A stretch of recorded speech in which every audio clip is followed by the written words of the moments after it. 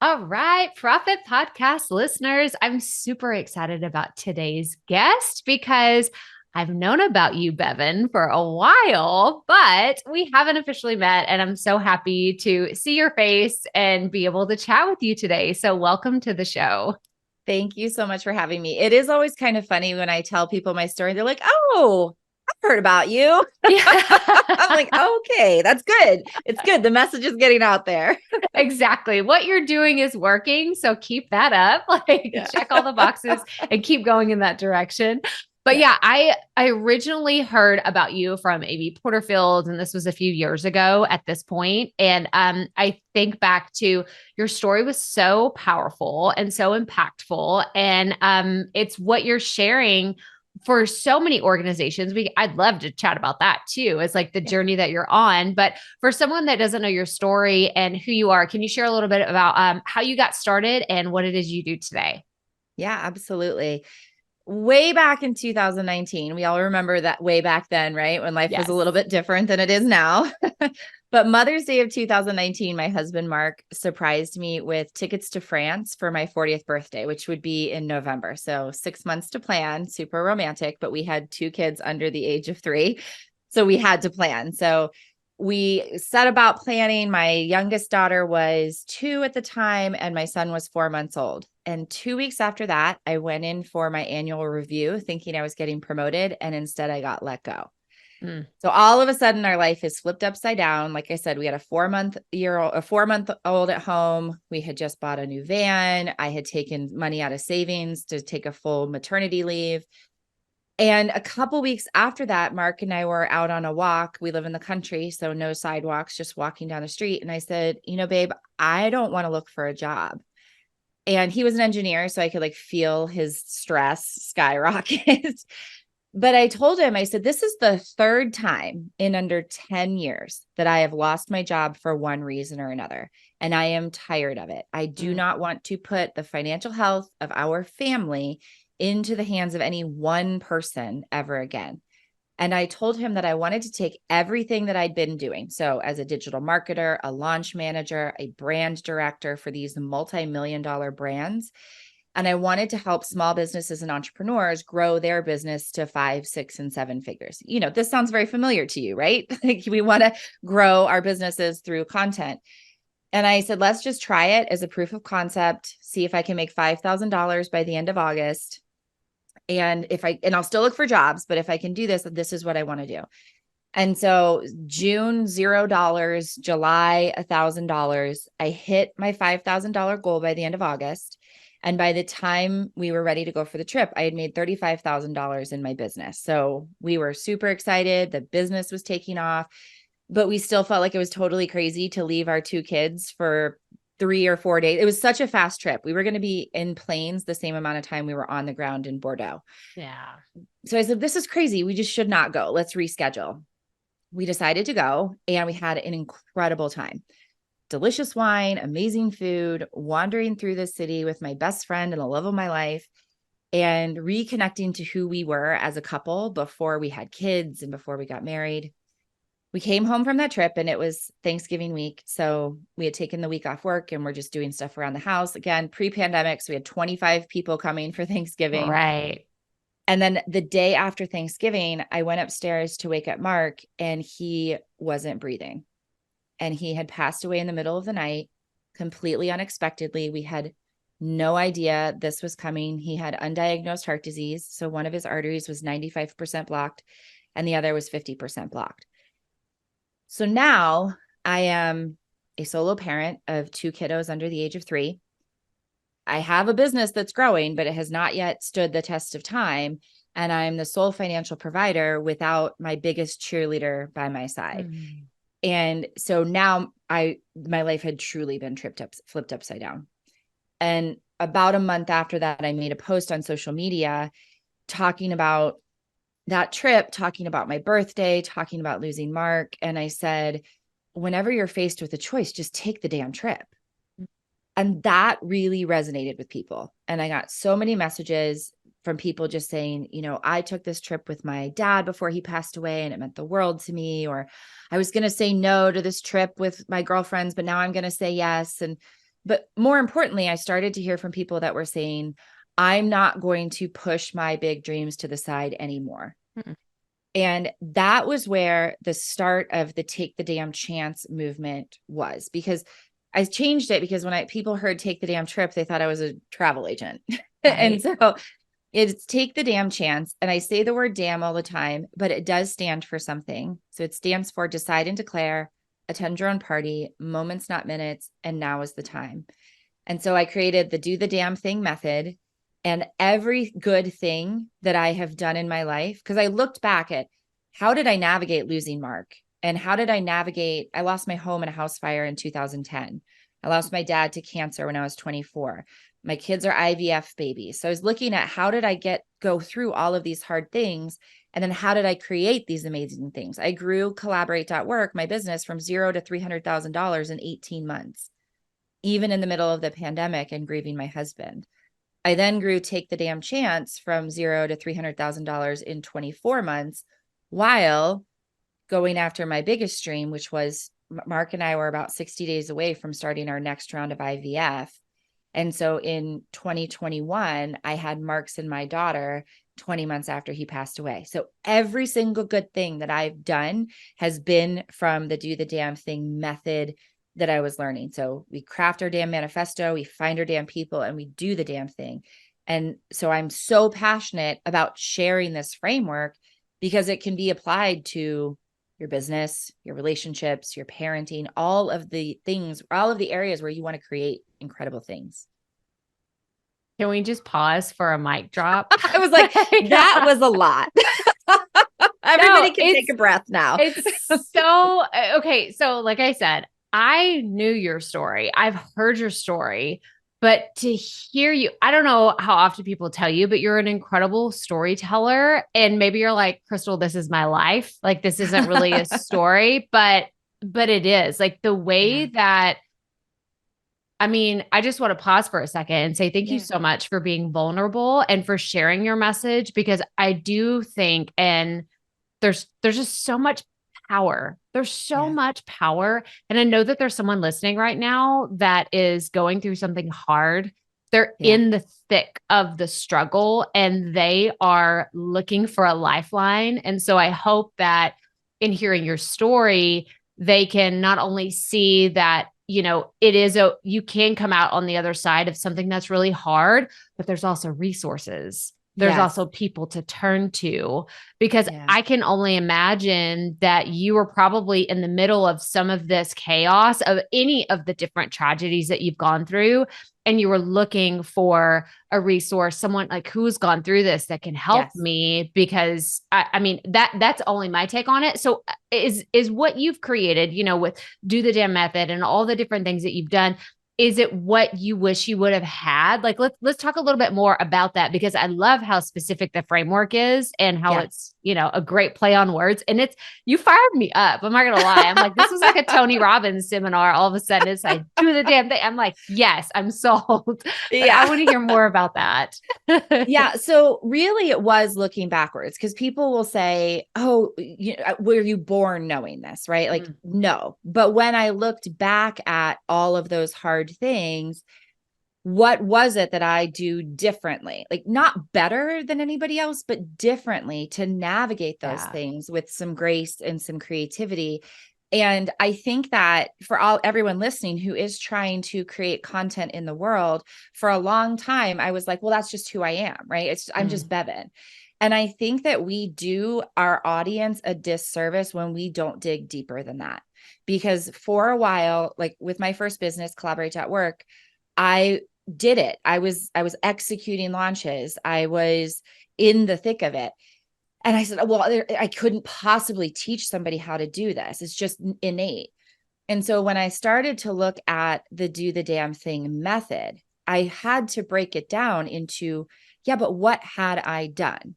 And so the very first piece of it is to craft your damn manifesto. And that is your yes and your 6-dimensional why. So a lot of times people will say, what's your why? Are you doing it for your kids, or are you doing it for financial freedom? That's not deep enough.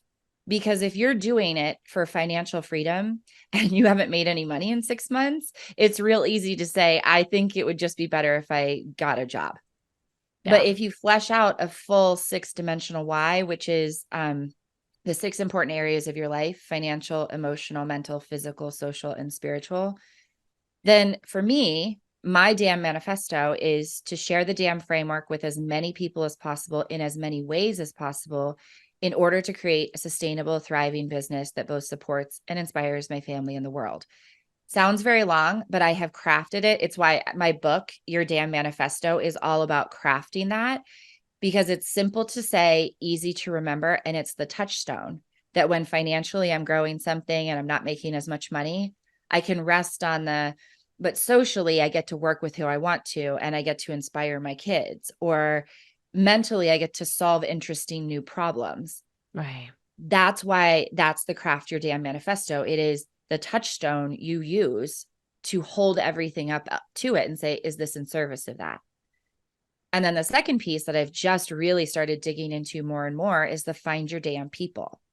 Because when I look back at what I did really well, like when my house burned down, I didn't have my damn manifesto, but I did have my damn people, and my people carried me through that.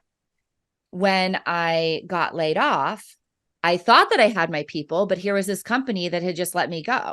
So I was looking at where was it that all 3 pieces fit. And that has been since I started the Take the Damn Chance movement. I know my damn manifesto, I have my damn people, and I'm doing the damn thing.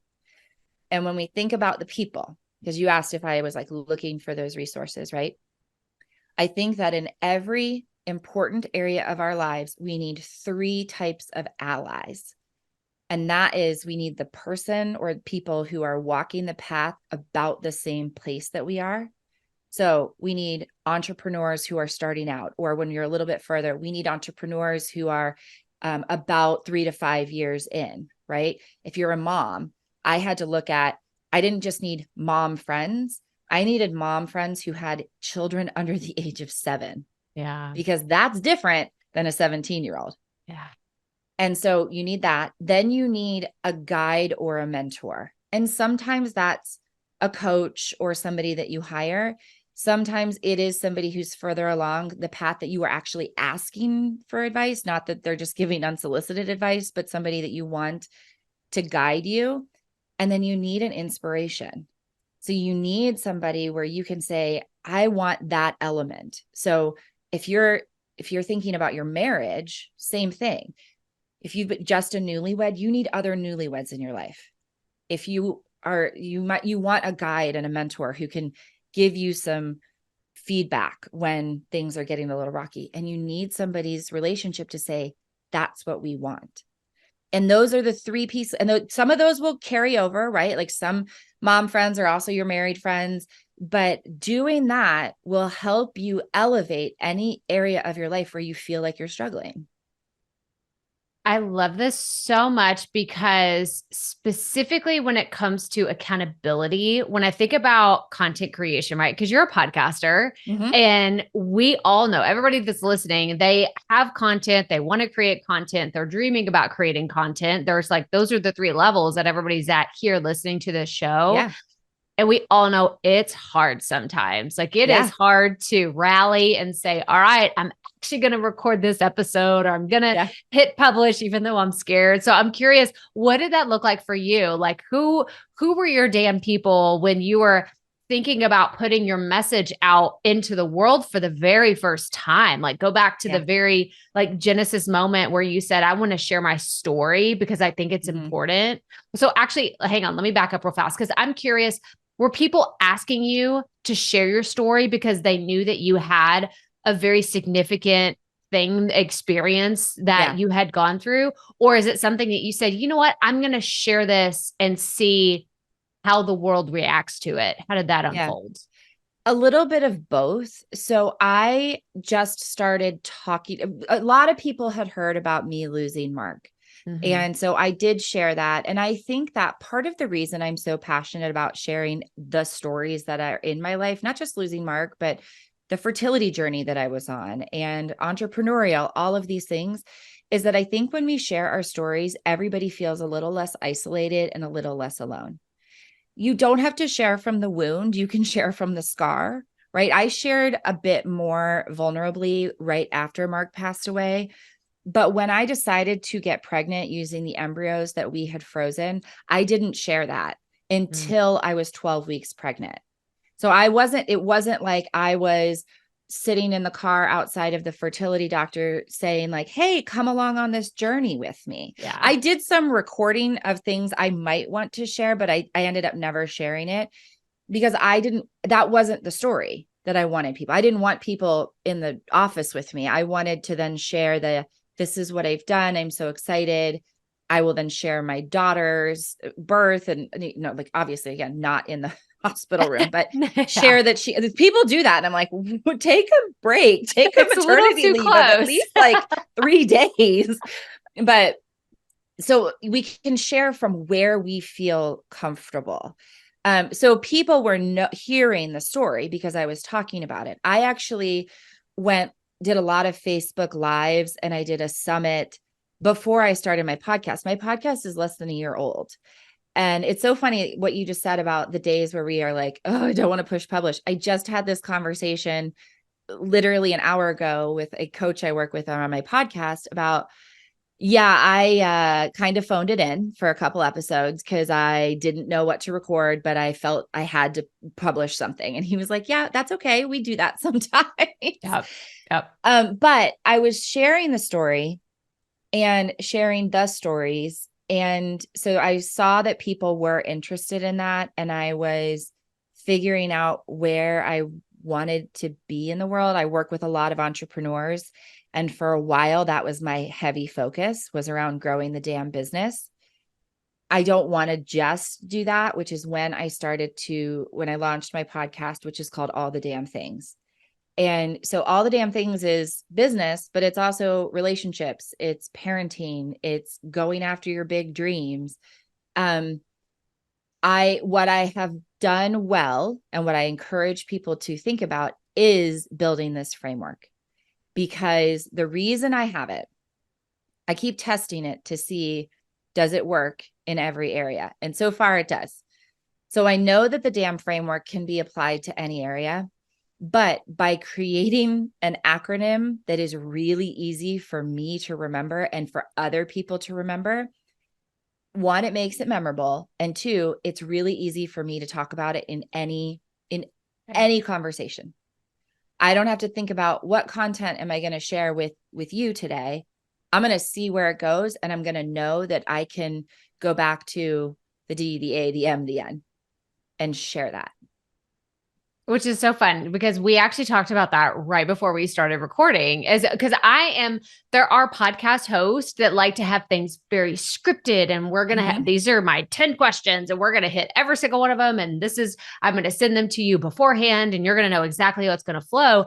I'm not that podcast host. Yeah. I am more of, I know who you are. I know about you. And maybe there are some very specific questions I want to ask, but I like things to unfold organically because those are the types of podcasts that I really enjoy listening to. I don't like to listen to ones that sound scripted or like, they practiced that before they came on. Like that sounded a little robotic to me, but and everyone has their own place in the podcasting space. But I love what you said about you go back to the framework every time. It's almost like you've taken out that piece that like complicates things of what am I going to talk about? What am I going to teach? Like, you're like, I know for sure it's going to fall in this category of the framework. It's just, where do we want the conversation to go? So have you found that it just makes a lot of your content creation that much easier?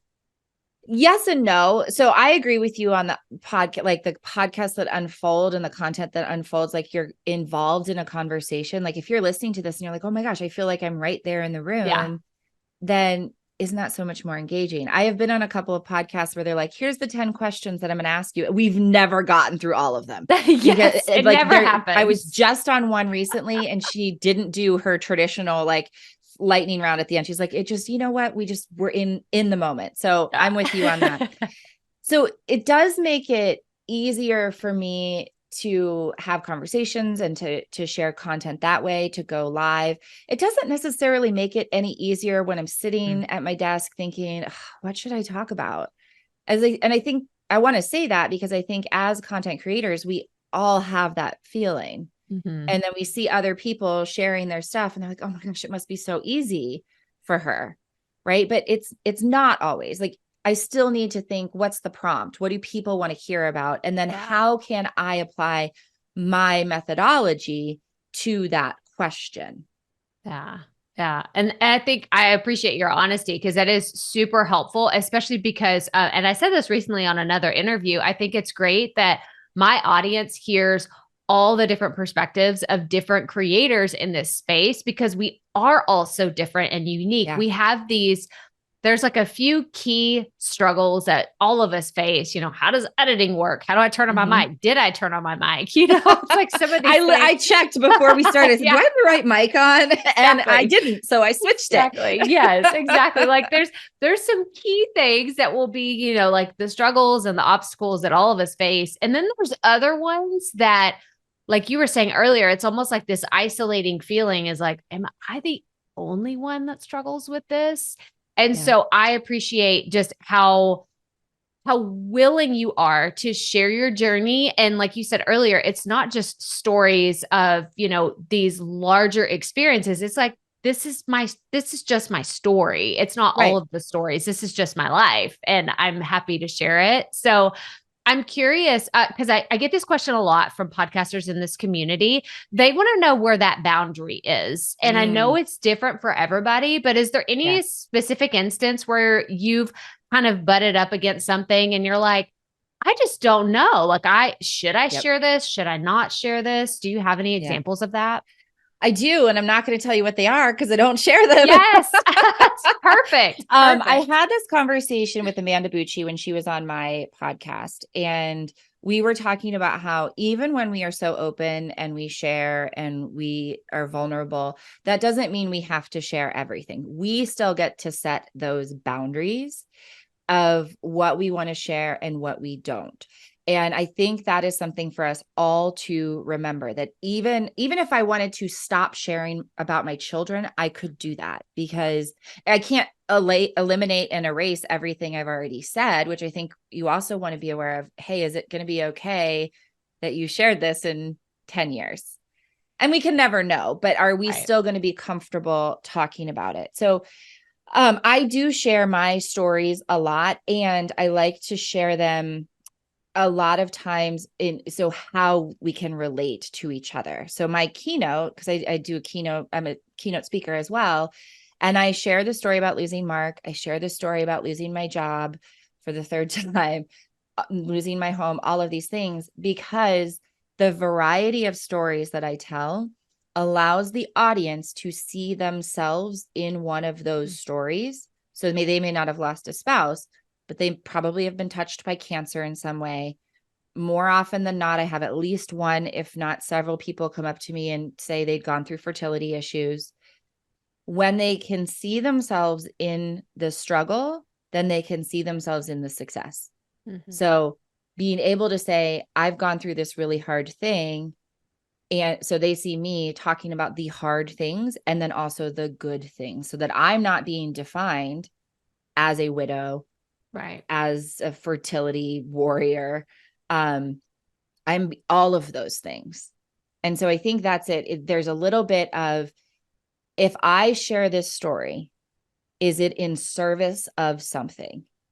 I mean, I'm just now kind of talking this through with you, but is there a reason, right? I don't think we want to get on our podcast and our social media and just like bitch and moan and think that, oh, we're being vulnerable because we're talking about our hard day, unless there's like a reason behind it, because then it just gets messy. And then people are just looking through your window, and eventually that gets old, I guess is kind of where I'm going. It's like, unless you have an incredibly interesting life. So for me, it is not, what happened this morning with my kids is not interesting, right? My son and my daughter fought, and my other daughter just turned 2. So she screams and with strong opinions, right? Like just sharing that is not interesting. But if I said, let me tell you that today I had to stop everything that I was doing. I'm working as an entrepreneur. I work from home, and I had to go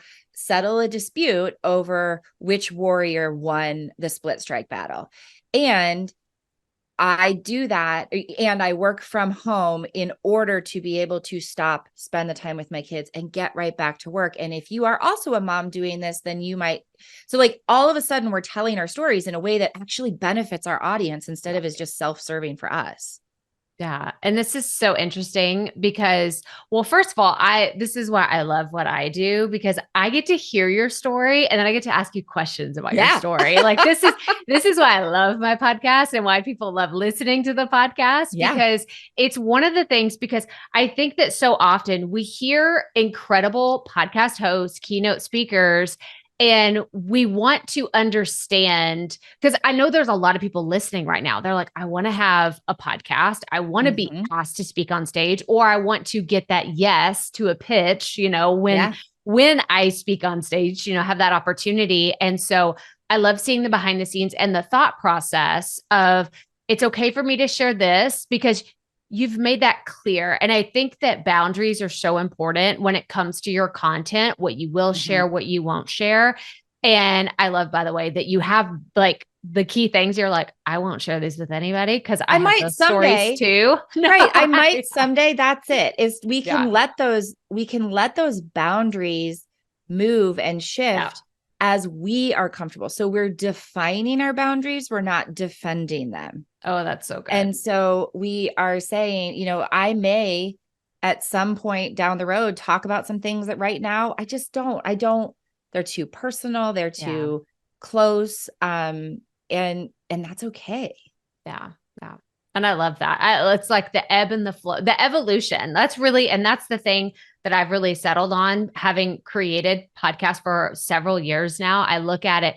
It is a constant evolution. It's not just, you have one big evolution once every 5 years. It's a constant evolution because we're in a digital space. Things are always changing anyway. And the consumer expectations of, we want you to show up this way and now that way. And, have video, don't have video, be on TikTok, all the things. And it's like, oh my gosh, it can be a lot for a lot of people. And that's honestly why people don't get started. So I want to kind of shift into that for a second, because I know with your method that it's really getting people to take action on either establishing these key parts of their damn life, right? It's like, this is like, you got to sit down and make things happen. So for somebody that's listening and they haven't taken action, maybe they're scared, maybe they're living in fear, or maybe they are in the thick of struggle right now and they say, I just can't do one more thing. Do you have any advice for someone that's going through that?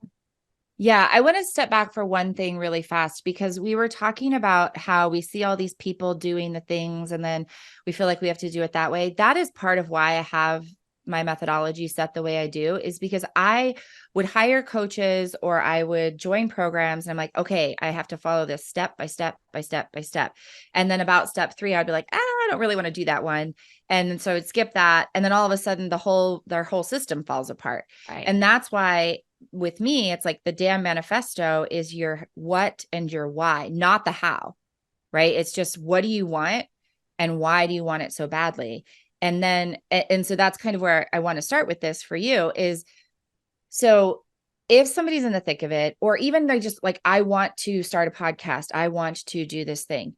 This is why you want to look at your what. So what is it that you want to share? I was just talking to one of my clients yesterday who wants to write a book. And she was talking about, this is the title. And this is, I said, let's take a step back. What is it that you want to share?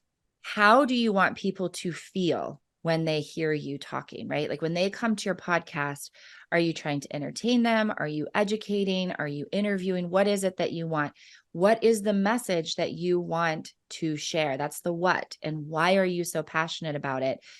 Then we look at the how, right? So for me, it started out, I was just going to do digital courses. Well, then I wasn't doing that. I was speaking on stages, and my book is out, and the podcast. It was all, these are all the ways, the hows that I share my message. Mm. So the piece about the do the damn thing, so like kind of the third step, which is funny because you're doing it the whole time. But one of the things, so two pieces that will be really useful. One is movement is always more important than mindset. So I say movement over mindset. It does not matter how you feel. And so why I say that is like, you can feel scared and still get into action. You can be uncertain and still take action. When you have your damn manifesto, when you know what it is that you want, you can just move towards it. You can still, you're never going to not be scared. You're never going to not be uncertain ever. I still get scared. I just still take action. And the other part is I break everything down into micro actions. So a micro action is the smallest possible action that you will actually take. If you want to start a podcast and people are like, just record your first episode. No, if you're not doing it, if you're frozen, then it's not a small enough micro action. It's just sign up for a BuzzSprout account or whatever you're going to use. Just buy a microphone. If that's too much, if you're like, I can't even buy a microphone. Okay. Just look at 3 microphones and decide which one you want, right? You're just starting to take micro actions, because everything that we do is just a series of micro actions strung together. But when we feel confident and we have the momentum, the micro actions are just bigger. You know, for you today, you're like, I'm just going to record this episode, right? You probably didn't think about plugging your microphone in and opening up Zoom and pushing record. You didn't think about all those things, but you still did them all. Yeah. So we break it down to the smallest possible action that you will actually take. And just, if you're feeling paralyzed, just make a list of all those, set a timer for 15 minutes and just do micro actions for 15 minutes. And then at the end of that, you can be done if you want to. But what you'll find more often than not is the micro actions start to build the momentum, and the momentum then takes you further. If you think about, we're about the same age, those death trap metal merry-go-rounds that were on playgrounds, you know what I'm talking about, right? Like they're all super 100% now. And 100%. Like now I think about it and I want to throw up just like thinking about it. But everybody, all the kids, you grabbed a handlebar. And the first few steps were the hardest. You had to like put a little bit of effort, and you were taking little steps.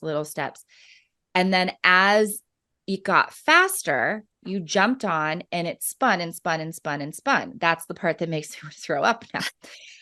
But once you were on it, all you had to do is, if it started to slow down, just push your foot out, hope you didn't break an ankle, but give it a little kick, right? And that kept the momentum going. Yeah.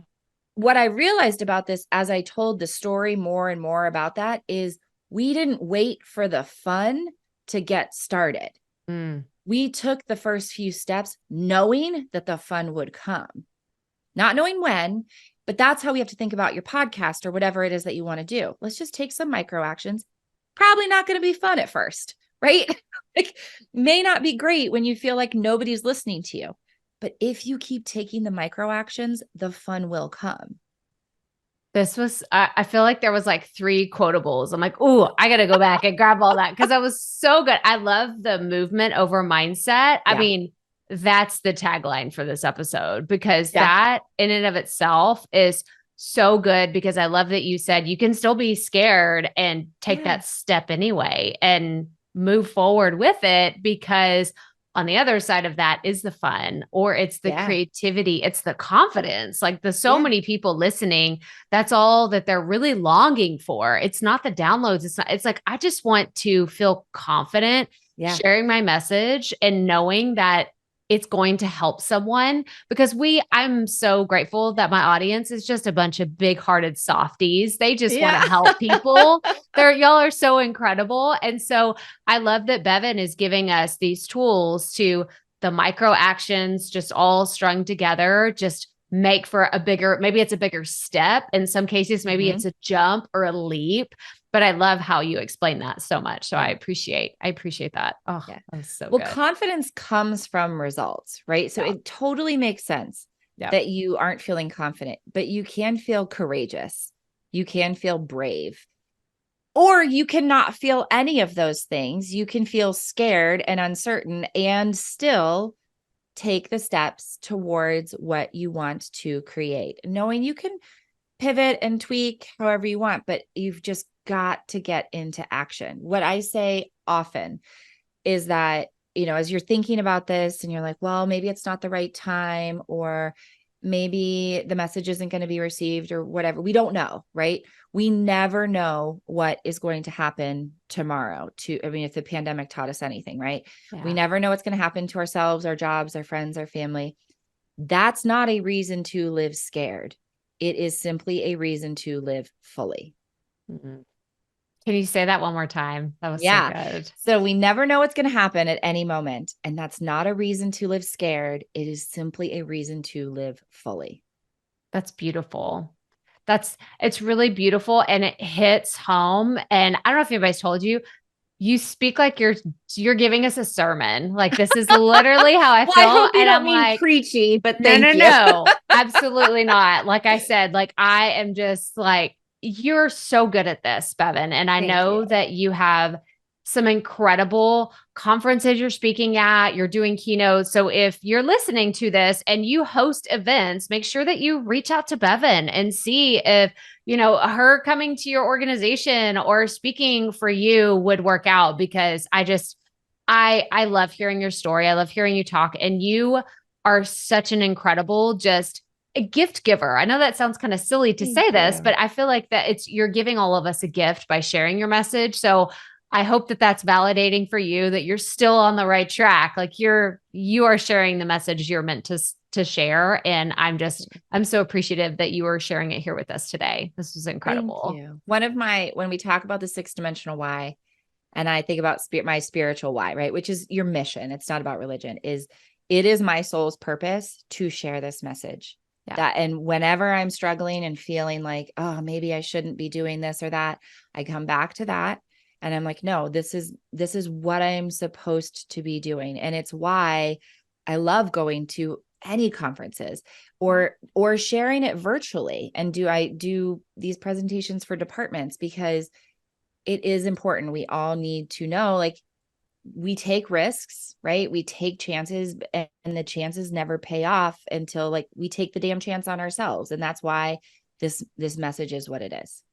Oh, this is so great. So great. And I know that you teach all this in your new book, which we're going to talk about in 1 second, but okay. I have 3 rapid fire questions for you. Oh, you're going to do it. You're going to say, nope, these are the questions. Nope, these are the 3 questions. We do ask these to all of them, I'm ready. all of my guests. So, okay. And they're super easy. So what piece of advice would you give to a brand new podcaster or content creator? That when you are, it's a little bit repeating what you just said, but if you're willing to share your story, what a gift you are giving somebody, because there is someone how did somebody say it to me? What you're going through right now will become someone else's survival handbook. That's what there is. Somebody, no matter what it is that you're going through, what it is that you're going to share, somebody needs to hear that. And it is your soul's purpose to put it into the world. Oh, that's beautiful. That's great. Okay, my next question is, what is the dream podcast you would love to be on? And who is your dream podcast guest you would love to interview? Oh my gosh. Okay, so my dream this is not podcast, but my dream before it shut down, I wanted so badly to be on the Ellen DeGeneres show. So I actually think she might be my dream podcast guest, because I love the fun that she brings to things. I love her kindness. I know, and look, I know that her show had some scandal at the end, but like, her as a person, I just love that message. The podcast currently, my dream podcast would one of them would be We Can Do Hard Things. So Glennon Doyle's podcast, because I talk about that a lot. Like, we can do hard, and we just have to decide if it's the right hard or if it's the time to pivot. So that's what I'm going to say. And if she's listening, I would love to be a guest. Okay, we're throwing it out there, Glennon. And that's not the first time it's been mentioned. So we're putting it out in the universe pretty hard here on the Proffitt podcast. Okay, my last question is, do you consider yourself a perfectionist? Oh God, not anymore. I used to be. And you know what? Having kids will teach you a lot of patience, but also will teach you we cannot possibly be perfect, right? I am not a perfect parent, but I am the perfect parent for my kids. And I think that's where, so I think there are places where I am very hard on myself and I hold myself to a high standard, but then I have to also remember there's no such thing as perfect. I say this when we talk about the now is the time. There's never going to be a perfect Tuesday where it's like, oh, today is the day I should get started. So if there's never a perfect day, then why not today? That's so good. And I love I'm the perfect parent for my kids, like that, for my kids, not anybody else's, my kids. I love that. I'm going to take that with me through. I'm going to go tell my husband that whenever we're It doesn't mean I don't yell. It doesn't mean we don't struggle, but I just know that I am the perfect parent for my kids. I also am laughing because I told you I can bring it all back to the framework when you ask me. Like, so that's like the end. Yes, exactly. Let's break it down. So for everybody listening, go create a framework and go grab Bevin's new book to help you create your manifesto. So can we talk about the book real fast? What is the name of it? And I know when this episode goes live, it will actually be available for people to purchase. So tell us all the things about your book. So it's called Your Damn Manifesto, and it is to discover the keys to personal transformation and bringing your biggest dreams to life. And it walks you through my process of crafting your damn manifesto. So how do you figure out your yes? Because a lot of times we think we know it, but we've narrowed it down to quickly your 6-dimensional why. How do you craft it into that? You can get it on Amazon, but you can also, once you do that, go to my website. So bevinfarrand.com/book. And then there's bonuses there. So you just enter in your order number, and then you'll get access to all the bonuses. So I'm so excited because this is a way for me, again, to just share this message with as many people as possible in as many ways as possible. I have a coaching program. Some people aren't ready for the coaching program. They can buy the book, have a VIP day. So there's all these ways that the only thing I'm worried about is that this is sharing my message. That's so awesome. So we're going to link to ways for you to connect with Bevin. Go buy her book. You have to, like, as an author myself, I'm like, I cannot stress it enough. Like, those purchases in the first month, the first 90 days of a book being out there are so important. So go buy the book, go read it, and leave a review, because Bevin will love you so much, and we will be so appreciative because it means so much to us. But thank you so much for sharing your message here with us today. And I wish you the best of luck in all of your upcoming keynotes and everything with your content. Well, thank you for having me. I love what you're doing here, and it's been my honor to be here.